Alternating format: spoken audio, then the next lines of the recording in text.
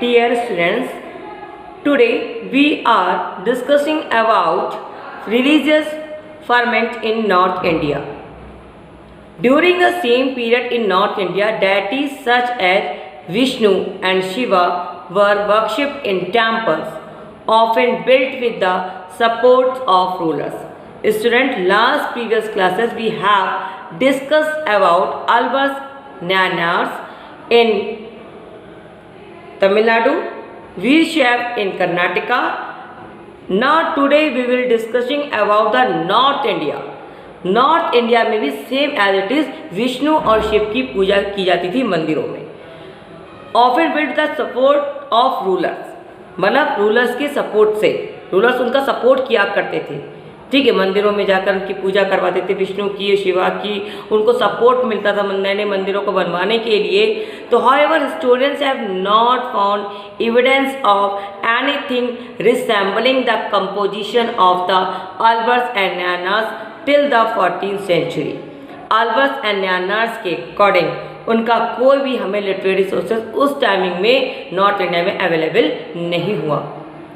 Some historians point out that in North India this was the period when several Rajput state emerged.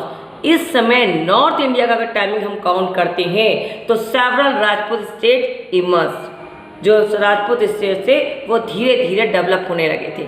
In most यानी कि राजपूत की power बढ़ने लगी थी इस टाइमिंग में. तो in the most of these state Brahmans occupied position of importance.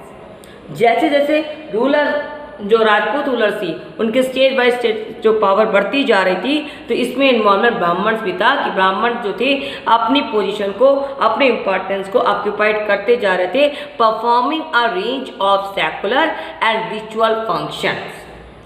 There seems to have been little or no attempt to challenge their position directly. मतलब उस समय इन ब्राह्मण्स की पोजीशन ये थी, इम्पोर्टेंस ये थी कि कोई भी उनकी पोजीशन पर डायरेक्टली चैलेंज नहीं कर सकता था. मतलब इम्पोर्टेंस, उनके इन्फ्लुएंस इतना ज़्यादा था Rajput rulers. Eight the same time other religious leader, मतलब जो हमारे हिस्टोरियंस को उस समय के नॉर्थ इंडिया में जिस रिलीजियस ट्रेडिशन का जो भी इन्फ्लुएंस था उसका कोई रिटन रिकॉर्ड या कंपोजिशन जो कलेक्शन नहीं हो पाया, उसके रीजंस ये थे. At the same time other religious leader who did not function within the orthodox Brahmanical framework were gaining ground. These included the Nath, जोगीज एंड शिव.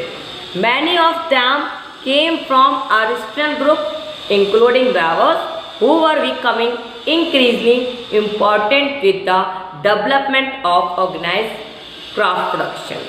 मतलब ठीक इसी समय अदर कम्युनिटी से एक नए नए रिलीजियस लीडर्स का ग्रुप, रिलीजियस लीडर का ग्रुप जो था प्रॉपर इन्वॉल्व हो रहा था, जो मोस्टली ऑर्थोडॉक्सी यानी कि within orthodox Brahmanical framework were gaining ground, मतलब इनसे अटैचमेंट नहीं था. वो उस ग्रुप से बिलोंग करते थे लाइक नाथ, जोगीज, सिद्ध. Okay, and many of them came from original group.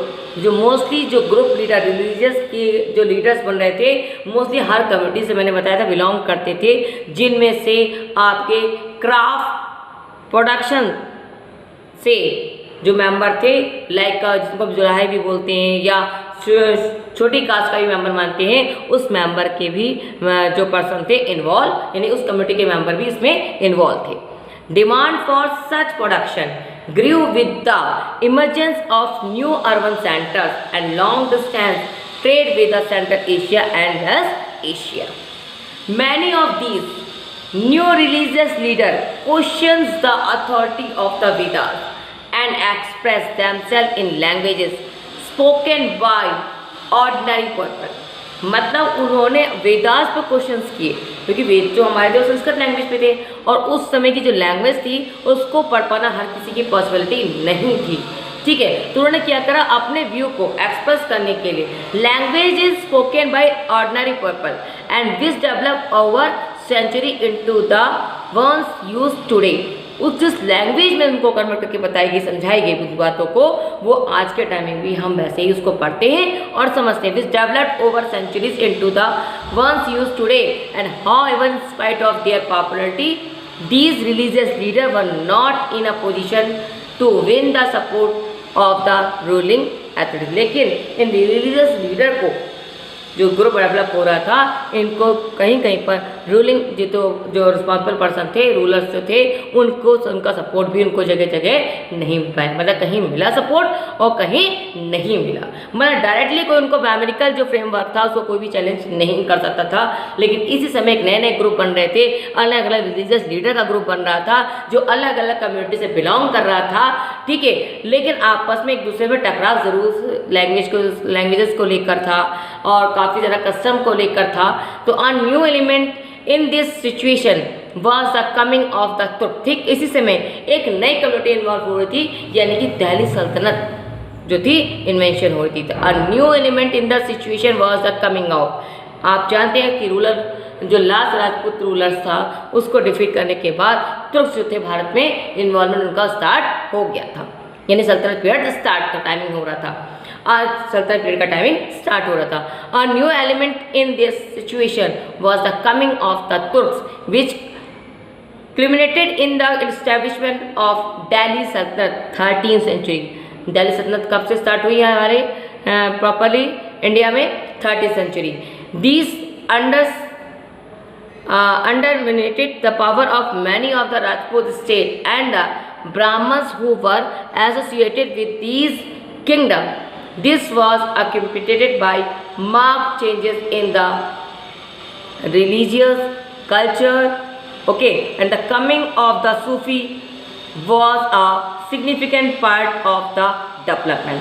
अब जैसे जो ट्रेडिशन आया, जिस रूलर का उनको सपोर्ट मिलेगा, ठीक है, तो वैसे ही वैसे ट्रेडिशन में चेंजेस आएंगे ना। जैसे जब राजपूत टाइमिंग हम पढ़ रहे थे, राजपूत पीरियड नॉर्थ इंडिया में इधर डेवलप हो रहा था, तो राजपूतों की पूजा पाठ कराने का जो भी राइट था वो ब्राह्मण्स को था। शिव की पूजा होती थी, विष्णु जी की पूजा होती थी, लेकिन ब्राह्मण्स के द्वारा कराई जाती थी। लेकिन दूसरी तरफ अलग अलग रिलीजियस जो ग्रुप बन रहे थे, जिनके लीडर भी अलग अलग कम्युनिटी से बिलोंग कर रहे थे, ठीक है, लेकिन क्लियर उन पर प्रॉपरली चैलेंजेस उनको नहीं किया जाता। इधर क्या हो रहा था, 13th सेंचुरी में दिल्ली सल्तनत जो थी इस्टेब्लिश हो रही थी, तुर्कों का आगमन भारत में हो रहा था और तुर्कों के भारत में आगमन के साथ एक नया ट्रेडिशन, एक नया रिलीजन का स्टार्टिंग टाइमिंग भी स्टार्ट हो। क्लियर?